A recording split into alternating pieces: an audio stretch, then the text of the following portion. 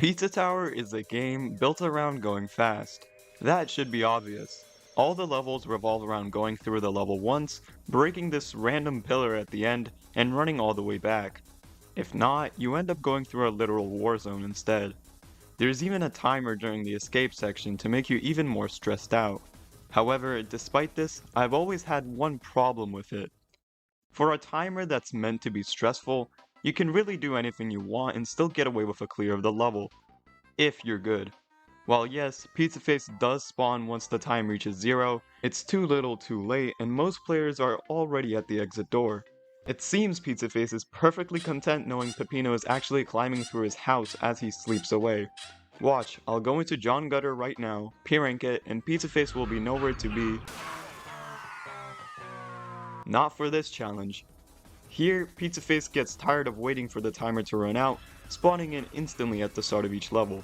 In this video, I'll be going through each of the 20 levels in Pizza Tower, while avoiding Pizzaface at the same time. For an added challenge, I'll be going for the highest grade, a P rank in each stage as well. Needless to say, this makes each level feel incredibly hectic, and adds a much needed challenge to the game. This is Pizza Tower, but Pizzaface got tired of waiting. If you're new here, some context is needed before continuing. Firstly, this is a challenge that I started around 6 months ago, and I've only completed recently. Yeah, it took a while. While I was doing that, I made in-depth explanation videos for each possible level that can all be found in this playlist. However, I recommend you watch this video first, as this video still goes through each level one by one, and is more up to date on more recent strategies.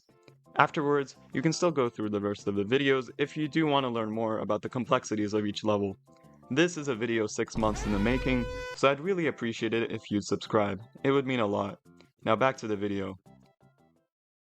So after hearing the intro, you might be wondering how Pizzaface actually impacts the difficulty of each level.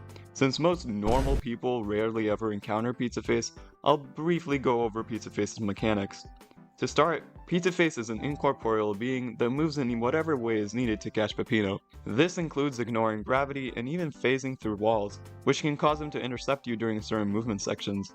To balance this, he also has a lot of limitations to make avoiding him actually feasible. To start, his hitbox is a lot smaller than it seems, with it mainly being a rectangle that's centered on his nose.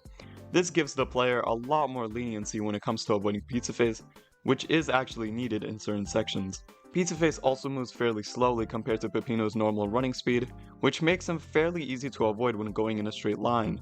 Pizzaface also has a small cooldown in place before he actually spawns in, when he is unable to hurt Peppino. This cooldown also occurs whenever Peppino is in some long animation, such as picking up a key or opening a door. Interestingly enough, Pizzaface also can't enter the treasure room at all. Pizzaface also works a bit weird when entering a secret, as he doesn't follow Peppino, instead spawning in a seemingly random position. However, this position is the same every time you enter the secret, which makes it possible to avoid. My best bet is that he spawns at either the 0-0 coordinates of the map, or at the coordinates of the eyeball in the previous room. With all that said, this makes avoiding Pizzaface as the base character fairly straightforward, with the main strategy being to gain as much distance at the start of the room before he spawns in. If the room either takes too long or Pizzaface catches up by phasing through some walls, he will still only track Peppino directly, making it possible to outrun him over shorter distances. If you're ever at a dead end, it's always possible to simply climb onto a wall whenever Pizzaface is near, and jump off it to go over and past Pizzaface entirely. Congratulations, you have just done the default Pizzaface juke, which is used in practically every single level. Of course, not every scenario will be so simple, but variations of this juke are usually our go-to strategies for avoiding Pizzaface in certain rooms. With all of that being said, let's go over each of the levels in this game, discussing any interesting parts, while also making sure to determine whether a level is actually possible or not. Since the difficulty of each level varies from floor to floor, I'll be going through each level from easiest to hardest. This will not only give you a reasonable scale that compares a certain level to the rest of the game, but is also useful to know if you were to attempt this challenge yourself. The order goes based on the difficulty of each level in my opinion, so you can disagree with me with certain placements. Also, when I talk about a level in particular, I will be talking about my strategies as Peppino, unless the level is impossible with him and I'm forced to use the noise. So if there's some levels that are easy with the noise, but are placed very high up, just keep that in mind. Nevertheless, The 20th level on this list, and in turn, the easiest level in the game for this challenge is... Yeah, I think everyone saw that one coming. John Gutter, being the first level in this game, has by far the simplest level design and the straightest rooms, making it hard to even see Pizzaface on screen during certain sections. The only sections you really need to worry about are the juke after killing John the Pillar, and the somewhat tricky room during the escape section here. Besides that, the rest of the dodges are either self-explanatory or aren't very dangerous. Moving on. Like this. Bon voyage. Dude, that's so funny. I'm literally dead. Now this might be more unexpected for those watching this video for the first time.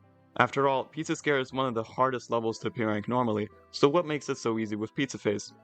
Well, the level design just isn't built in favor of Pizzaface.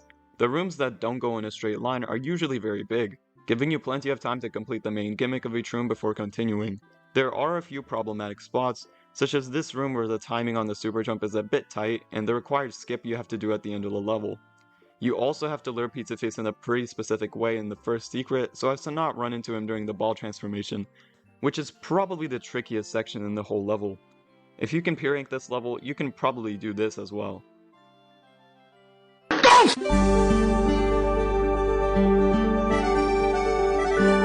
Despite the golf mechanics that lock you in place while swinging at the grease ball, golf is still a pretty easy level. Not only can you hit the grease ball while running to speed up most sections, the courses are usually so spacious that even playing them normally is fast enough before Pizzaface catches up. The Berg course demonstrates this perfectly, where you can simply do a Pizzaface juke on the left after exiting the last secret to wait for the grease ball to get up the platform, and you can then do another Pizzaface juke on the right after hitting the grease ball to the left. You can even do Berg skip in the Pillar of John room to skip this problematic jump during the escape sequence once. Fairly easy stuff. Those are all the levels that I would consider downright free for this challenge. Of course, it's still easy to mess them up if you're not familiar with the level design, but any normal player should be able to clear each of these levels. From now on, the levels take a bit more thinking. They send people to work here, and the animatronics, they walk around at night, and you see, they don't tell you that. Bonnie won't tell you that, but they do. They walk around at night, and not only do they do that, but they actually jump scare you, and this is what they do. You see it, they jump scare you, and it's actually disgraceful. Don't make a sound, while being one of the easiest to lap 3, is actually pretty tricky for this challenge, especially when it comes to P-ranking it. The points and enemies are fairly scattered, making it challenging to pick which points you'll risk picking up or leaving. The level itself is also fairly tricky, with some claustrophobic sections and lots of small Pizzaface jukes. Getting the first secret and the rooms with the butcher especially come to mind if we're having some of the most out-of-the-box thinking. The gun introduced at the end of the level also heavily hinders your ability to dodge Pizzaface easily during the escape, making getting enough points and picking up speed just a tad bit harder. Still, most of the chase sequences with the animatronics are fairly easy, and with sufficient routing you should have no issue getting enough points for the P-rank. I'm so hungry, I could eat a horse.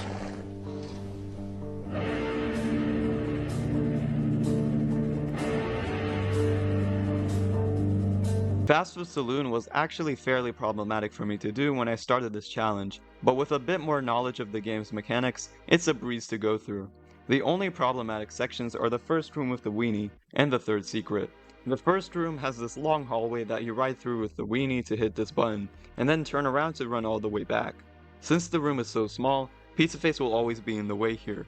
Since the button gate is fairly generous with the timing, it's possible to juke Pizzaface at the button and pick up speed with the weenie to reach the gate before time runs out. Alternatively, if you want to be cool, you can insta-turn at the button and simply jump over Pizzaface on the way back. Yes, this actually works thanks to Pizzaface's small hitbox and how fast Peppino goes at Mach 4.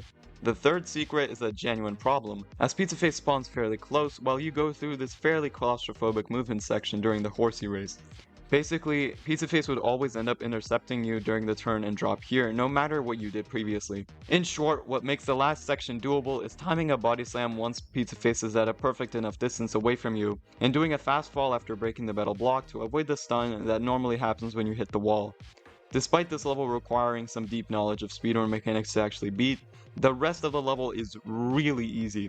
Like, we're talking John Gutter levels of difficulty. The problematic cheese and pineapple toppings can also be easily skipped because of how many points this level has for the P-rank. Yes, you don't need toppings for the P-rank, shut up and Google it. You are watching a master at work. Fun Farm doesn't have any tricks that are as difficult as in Fastfood Saloon, but it makes up for it by having more problematic rooms in general. While Fastfood Saloon had a couple troubling rooms, Fun Farm has closer to 6. Both the first and second secret require a lot of tight positioning to narrowly escape Pizzaface, and the more sections scattered throughout the level require some ingenuity as well. The first one involves stalling with a Pizzaface juke before Mort jumps out of the well, after which you do a second juke, this time as Mort. This room is also fairly tricky because of how slowly you make your way up the room, making it more of a skill check. Of course, there's also this room during lap 1 and 2, which is also pretty infamous in terms of difficulty, but with good enough timings, it really isn't a problem.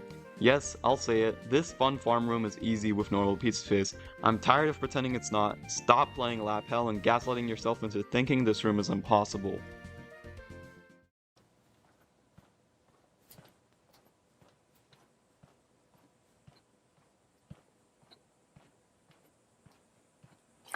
I love refrigerators. Now this one should come off as a surprise, even for those that watched the original Freezer video when it came out.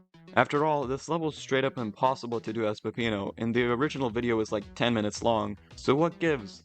While yes, this room is impossible to do, there's a certain playable character that gains a certain ability that lets you do a certain skip in a certain part of the level to certainly skip all the difficulty. Yes, certainly, that is the noise. He gets the jetpack ability at the start of the level by drinking a strange liquid, something I consider as motor oil since it's funnier, but others call it coffee or some alcohol. It certainly isn't milk, I will say. Anyways, with the jetpack, the noise can break the ice blocks located here and here before it was intended to, allowing him to skip certain parts of the level, one of those being the impossible cheese block room. While breaking the second set of ice blocks is pretty tricky to do with Pizzaface chasing you, there is a fairly consistent setup that is even able to maintain your combo while doing so. It's kind of difficult, but you also need to do it in most speedruns, so most people know how to do it already. The rest of the level when played normally is really easy as the noise, but the P-Rank gets a bit tougher. I P-Rank this level with swap mode, and before you ask, yes, I consider this to be allowed as it is a literal game mechanic, and I think it's sick as hell. This is mainly so Peppino can do this room with the first secret that the noise can skip when going for a normal clear, as he has a tricky time doing it normally. It's way easier to do this room as Peppino, so swap mode is still probably the most viable option when it comes to P-Ranking this level specifically. Despite how long this freezer section probably is, none of the tricks in this level are that hard as I've mentioned before. The first secret can be skipped with a noise, and these two rooms can be made easier with consistent setups. The escape is also easy as hell. The only thing holding back the Crumbling Tower of Pizza is its length, as it's actually a fairly tricky level to do in this challenge. The two rooms with the gun require a lot of thinking, and this Winnie section near the middle is actually fairly difficult with you slipping just underneath Pizzaface. You can certainly fail the rest of the rooms as well if you're not careful, but since this level has so few rooms and the ending is literally a straight dash towards the finish line, this level is comparatively easier than the others. Everyone in McKinney is dead. The temperature, the heat index right now in McKinney is 10,000, what is that, 101,105. It's hot in McKinney. While Bloodsauce Dungeon seems incredibly hellish, haha funny pun, to do with this challenge, and while it is, as you get better at the game, this level gets progressively easier. And while that should be obvious and is true for all the levels in this game, it's especially true for how skill dependent this level is. The verticality of this level makes it less likely that you're going to get enough meaningful distance between Pizzaface, making longer and tighter rooms harder. Most of the tricks aren't difficult, but do require a lot of experience and practice to pull off consistently. The literal second room would straight up be impossible for those that don't know how to mock cancel through this section, but for those who do, it's not much of an issue. The room with the tomato topping and the third secret also have some creative strategies, but besides that, this level is just a test of moderate skill. My original run of this level even involved me failing certain speedrun tech, leading to close calls with Pizzaface, but the fact that I still survived just shows how lenient this level is if you know what you're doing. It didn't even take me too long to beat again, and while the second run is by no means optimal, it's fairly satisfying to watch. Wait, SpongeBob! We're not cavemen! We have technology!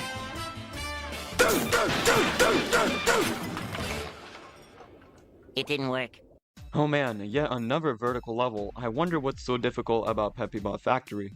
In all seriousness, Peppibot Factory does share a lot in common with Bloodsauce, but the rooms are generally a lot less cramped and are more focused on specific gimmicks such as conveyors and the hands that pick you up. This would make this level easier than Bloodsauce if it weren't for the pizza box transformation, specifically the section before the escape, as it makes outrunning Pizzaface much more difficult, enough to make Peppibot just barely harder than Bloodsauce. The second room and the Lab 2 portal room stand out for having some more unique movement, and the fact that you have to do the difficult escape section twice is also important to mention.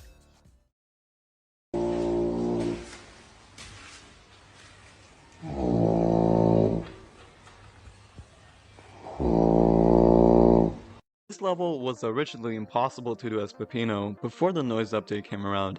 It conveniently came out right as I reached Crust Cove, which let me dissect this level a lot more as the noise. At the time, I didn't know much about the intricacies of the noise's movement, but I was still able to beat the level fairly quickly. The main reason why the noise makes this level possible is how he changes the barrel transformation, with it gaining a net buff of faster movement and a literal wall climb, making the standard Pizzaface juke possible to do literally anywhere. This makes the first impossible room as Peppino a breeze for the noise, and every barrel section afterwards has some unique movement to go along with it. The third and fifth barrel sections are unique in particular, as the third requires some crusher jump movement as the noise and a roundabout way of getting up these platforms in the barrel, and the fifth requires some precise roll cancers after wall jumps.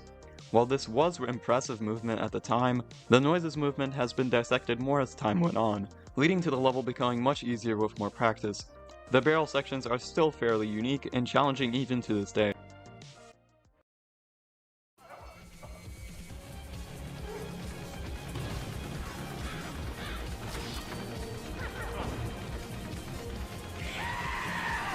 War was a level that was a thorn in my side when I came around to doing it during my original Pizzaface series, as I dismissed it as impossible for both characters, went on, and then got my ass corrected by other people and ended up coming back to it. Shoutouts to Just the Fox and Vigitoys, by the way. The only, and I mean only, difficult section is this one room with this stupid rat, which involves some tight Pizzaface jukes while waiting for the missile to slowly inch closer and kill the rat for us.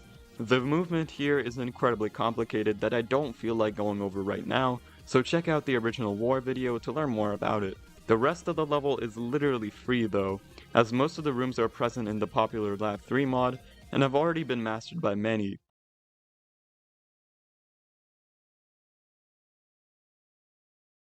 I originally did this level before the noise existed, and looking back at it, Gnome Forest would have been a lot easier had I used him, mainly because for the noise, Gustavo doesn't exist. Lots of the rooms in this level are made tricky thanks to Gustavo's limited moveset, which makes what are normally standard jukes into complicated procedures.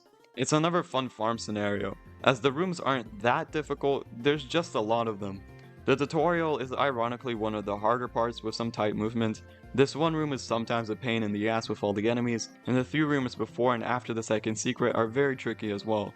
Even the escape section is difficult, with this room getting a lot tighter with the super taunt that gets rid of all the enemies, and even Peppino has some trouble going through the room with the Lab 2 portal. Your little homies wanna be like on my knees in the night, saying prayers in the street light.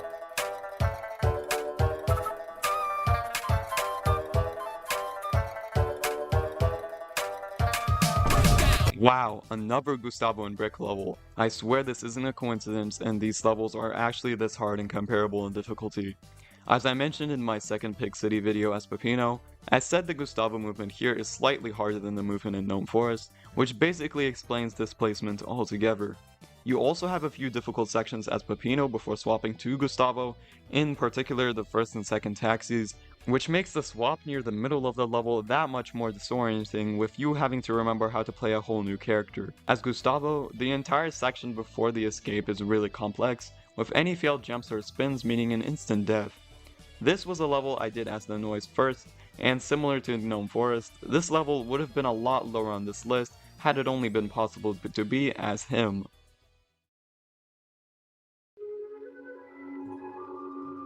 Wasteyard is another level that is completely impossible as Peppino, so the noise is required for it. That's mainly due to how much faster the noise is while using the ghost transformation thanks to his dash. This makes most ghost transformation segments, including the one during the escape, not only possible, but also much easier. Even though the first ghost section doesn't have any ghost peppers, therefore not letting you dash, you can still outmaneuver Pizzaface thanks to the noise's tornado ability, which Peppino also doesn't have.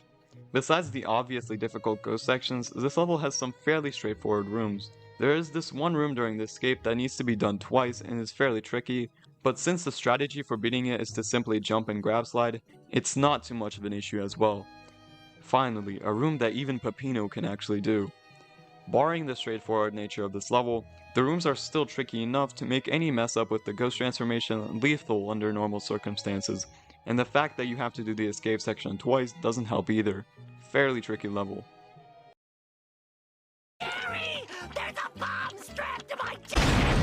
Similar to Lab 3, if you're tackling each level for this challenge in order, then Ancient Cheese has one of the fattest difficulty spikes in the universe. I know because I did exactly that. Despite having many straightforward rooms, Ancient Cheese's main difficulty comes from the bomb transformation. Since you're forced to do fairly long segments while holding the bomb, and since actually throwing it causes Peppino to stay in place for a while, Pizzaface is given a plethora of opportunities to catch you. However, with some good gameplay knowledge and some out-of-the-box routing, every room in this level is at least manageable to complete with Pizzaface. The main outliers are the second and third bomb segments, with the second requiring a pretty precise uppercut into the bomb, followed by a throw after falling off the platform, and the third requires this really hard grab slide after a wall run followed by a stressful turn and drop into this hole with the bomb. Following the release of my Ancient Cheese video, I found that you can make the third room slightly easier by diving here instead of jumping right on the platform, as picking up speed from the wall lets you reach the bomb faster while keeping Pizzaface in relatively the same spot. You also need to reset the room after killing the rat, as Pizzaface doesn't give you enough time to climb up this platform. There's lots of other unique strategies in this level, such as saving the second secret for the escape sequence when it's way easier to get, and this precise rat kill during the escape. By far one of the hardest and most unique levels we've seen so far, second only to... Where's the cheese? It's under the sauce. There's no cheese on it. It's under the sauce. Like, I'm Italian and this is hurting me. It's from Chicago. But it's just sauce. The cheese is under the sauce. That's not enough cheese. Cheese is under the sauce. It's not enough. It's under the sauce! Yeah, most of you probably saw that one coming. Deep Dish 9 is the hardest level to beat for this challenge, and I'm gonna be honest, it's not even close. When I reached this level for the first time, I thought for sure that it was impossible.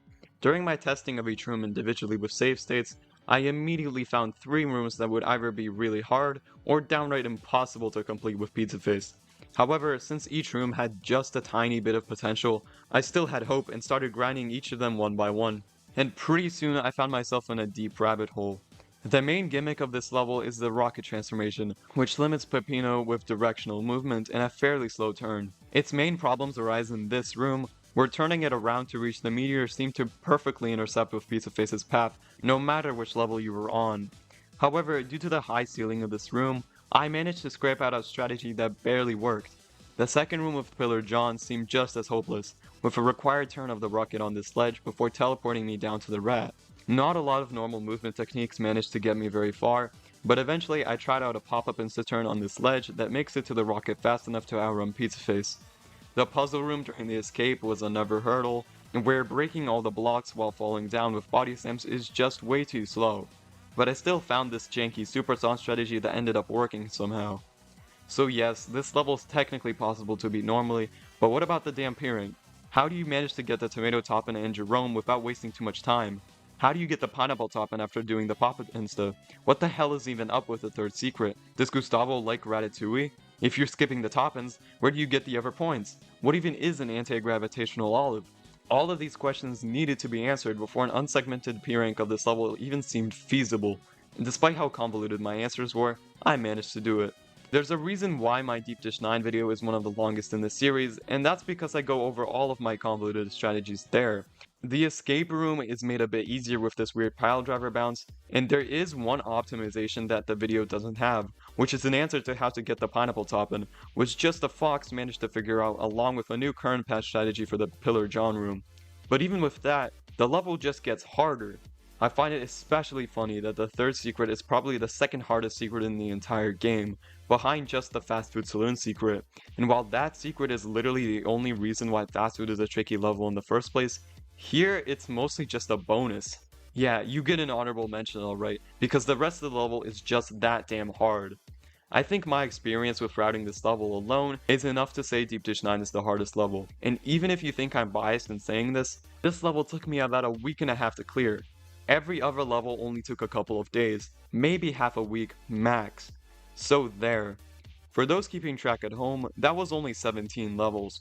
So what about the 3 other levels in this game? Simple. They're so hard, so much harder than all the previous levels that would be incomprehensible to even list them on the same plane. They're so hard down to the point of being, they're just impossible. Yep, that's it, plain and simple. For now at least. I'm sure eventually we're going to find some glitch or exploit that gives us just enough of an edge over Pizzaface in these levels. Maybe McPig will add another playable character or a new mechanic that gives us an advantage, but I doubt it. Nevertheless, here are the 3 impossible levels in this game, starting with... Tell me how the grass tastes, little man!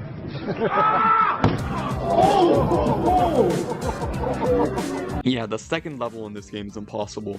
Really sets the tone for the challenge, huh? Pizzascape only has one impossible room, which is this room with the key door. Previously, most people thought there were 2 impossible rooms, the second being the room with Thriller John, but it can be easily beaten as the noise and even as Peppino with some precise timings. As you might have guessed, the culprit here is the night transformation.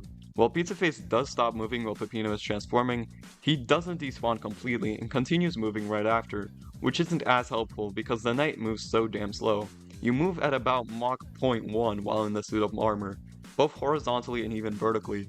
The only way to speed up is to run into a slope. However, the impossible room features no slope in any close vicinity. You're meant to go down to get the night transformation before double jumping back up to the entrance and using the slope here to get speed, which obviously doesn't work for Pizzaface intercepting us almost instantly. Baiting Pizzaface in any which way is futile as no matter how much time we give us, the room is too small and the night is too slow for it to make a difference. The noise doesn't help at all either, as the only change he makes to the night power-up is this ability to bounce off walls, which we can't even use while we're not sliding. Out of all of the impossible levels, this is the one I had the least hope for being possible. Had Pizzaface despawned whenever you pick up the night power-up, or had there been a slope somewhere near the bottom, then I imagine you could have been able to scrape out a clear. My disappointment is immeasurable, and my day is ruined. Oregano Desert suffers a similar fate to Pizzascape, but in a very different way. The Hot Wing power-up is actually fairly maneuverable and makes for some interesting Pizzaface dodges, but actually obtaining it scot-free is the issue. Pizzaface doesn't despawn or even stop moving whenever Peppino or the Noise pick up the Hot Wing. The little mercy he had to at least stop while Peppino picks up the night transformation is non-existent here. So our only course of action is to wait out this incredibly long animation while being unable to move. This, of course, requires us to gain meaningful distance between Pizzaface so he doesn't catch up before the animation finishes, but that's straight up impossible to do in the first room where the transformation is introduced. The room's layout consists of a Kentucky Kenny spawner and the rat. That's it. The area you have to work with is very small, making it just barely impossible to pick up the Hot Wing before Pizzaface catches up. The current strategy for Peppino is to simply grab slide the Kentucky Kenny as far to the right as possible before taunting, but even that isn't enough space. However, since we aren't straight up forced into the transformation like in Pizzascape, we have a lot more mechanics we can work with. I've had a few ideas, which all work to various extents, that I'll briefly go over now. The Noise's Hot Wing animation is a few frames shorter than Peppino's, but that still isn't enough to make the difference as we barely see fire escape from the Noise's mouth before we're dead. Swap mode presents an interesting advantage in the sense that you can taunt the Kentucky Kenny while swapping to a different character. This is pretty big as the swap itself pauses Pizzaface temporarily while the Kentucky Kenny shoots the Hot Wing faster, but that still isn't enough. Uppercutting into the Hot Wing retains some vertical momentum, which is useful in a speedrun skip done as the Noise, but the low ceiling and inability to move horizontally yields minimal results. You can taunt to have Kenny shoot the Hot Wing and then reach it before it touches a wall, which gives some room for dodging Pizzaface. But since Pizzaface's cooldown when we enter the room is our biggest advantage for the main strategy, Pizzaface ends up moving more while we eat the Hot Wing. This can be avoided by boosting off the right wall as the Noise to gain just a bit more speed, but that still isn't enough. There is also a way to go out of bounds with swap mode and skip having to enter this room entirely, but that requires a whopping 40 extra speed above the speed cap to skip the loading transition in the previous room. Suffice to say, this strategy is only possible in a task, and since I haven't seen any speedrunners be able to fucking triple their speed in any runs, I don't think this strategy is viable anytime soon. Despite all this, I did get some comments telling me that Oregano Desert is possible. I don't know if they're trolls or what, but since I haven't seen anyone do it yet, I'll just disregard them. I mean, don't get me wrong, feel free to inform me of any new strategies in the comments, but if you're not going to show any evidence along with it, then it's better to just not say anything. With all that being said, I think it's pretty clear that Oregano Desert is impossible. Since this is the only impossible room and you do get a lot more to work with, I can see a possibility that this room might be possible sometimes in the future, more so than Pizzascape. Had Pizzaface temporarily despawned or even stopped moving whenever you picked up the transformation, this level wouldn't have been so problematic, but alas, that's not the world we live in. Anyway, what level's next? Why does somebody not know how to flush a toilet after they've had a shit? Disgusting! Yeah, there's just no chance. Despite what I said in my Peppibot video, the escape sequence of oh shit is actually entirely possible to beat with Pizzaface. But hey, would you look at that? Is that someone actually informing me of a new strategy in the comments while providing evidence with a link that I later used to make a new video and prove myself wrong? Anyways, tangent aside, the strategy that makes this possible was discovered by a player named Snacky, or Snacky was taken. It was done with a noise who moves faster through the pipes than Peppino, and it also utilized a high boost off the left wall to build up enough distance between Pizzaface and get past the pipes. It's fairly simple, no convoluted method of dodging Pizzaface through the pipes himself, but it does require you to get exactly 22 speed off the high boost, as 21 or lower wouldn't be fast enough, and the max 23 speed would be too fast, as the initial height from the spin would be cancelled and you just end up tornadoing back down, not making it onto the ledge. Snacky first did this with a slowdown modification, as performing a high boost under normal circumstances is fairly difficult, but it doesn't detract from the fact that they were the ones that discovered it, not me. I take none of the credit here, and I can't stress that enough. However, with good enough multi-binds, high boosts become fairly consistent to do. Yes, they're not some impossible technique that only the gods of speedrunning can do. Well, with that incredibly long explanation on how to beat the lap 2 of this level with Pizzaface, surely it's possible to beat with Pizzaface from the start, right? Yeah, no. The one thing lap 2 doesn't have that is crucial for this level's gameplay is the sticky cheese transformation. This is basically a combination of the night and hot wing transformations flaws all into one, as not only does Pizzaface not despawn or even slow down whenever you pick it up, but you also move at a snail's pace once you're freed from the cheese ball, making it impossible to juke Pizzaface all on your own. This immediately makes the first room of this level impossible, as despite the distance we gain from the long time we spend in the cheese ball, climbing up to this priest to get rid of the transformation and getting back down is just too slow. I mean, there is one way to do this room, but it's incredibly convoluted and might not be allowed. It involves bouncing off this enemy here to avoid bumping into this platform, maintaining the faster cheese ball for just a bit longer. This lets you get rid of the power up and exit down the ladder in time. There's one problem. This enemy normally isn't here when you play this level, and is only spawned as a caveat of the same panic command that spawns Pizzaface in the first place. This makes this strategy fall in a somewhat gray area for me personally, as technically speaking, the enemy wouldn't be there normally. But that doesn't impact much, as literally every single sticky cheese section afterwards is impossible. Yep, every single required one. All of this is caused by the level layout winding back and forth with the cheese ball. The one in the big room gives a somewhat large head start with all the pipes, and we can even hit the first cheese ball thanks to the noise's uppercut, but no matter what, we're forced to go back to the right and back into Pizzaface to exit the room. That's okay, the other cheese ball section starts off higher than the first, so if we time our transformation pick up well enough, we'll just end up going over him, right? But that still isn't enough, as we have to do some relatively slow wall jumps to get up to this priest, and an even slower walk on over to him before actually being able to exit the room. The room with Pillar John is another problem, strictly because you spend too much time going back and forth in this section. If you did the previous section and you slower, even entering the cheese ball would be tricky to do without some insane precise Pizzaface dodge at the top here, and even then you might still get caught during the turns. God, what a stupidly useless and hopeless transformation for this challenge. It gives us literally the least amount to work with, and even if we do come up with something new, it all falls flat at the end. Despite how grim of an ending this is, you shouldn't be discouraged with these results at all. After all, 17 out of the 20 levels in this game are possible for this challenge, and most of them required some ingenuity as well. 3 impossible levels is a pitiful amount. Even with me labeling these levels as impossible, I still have a lot of hope that they'll be possible in the future. That's it for this challenge. Of course, there are a few other levels left, such as the tutorial, Tricky Treat, and the Secrets of the World, but honestly, all of them are really unsatisfying. Tutorial is impossible because of the few required drifts near the middle. Tricky Treat is featured unnerfed in Lab 3, so it's just as disinteresting as War in my eyes.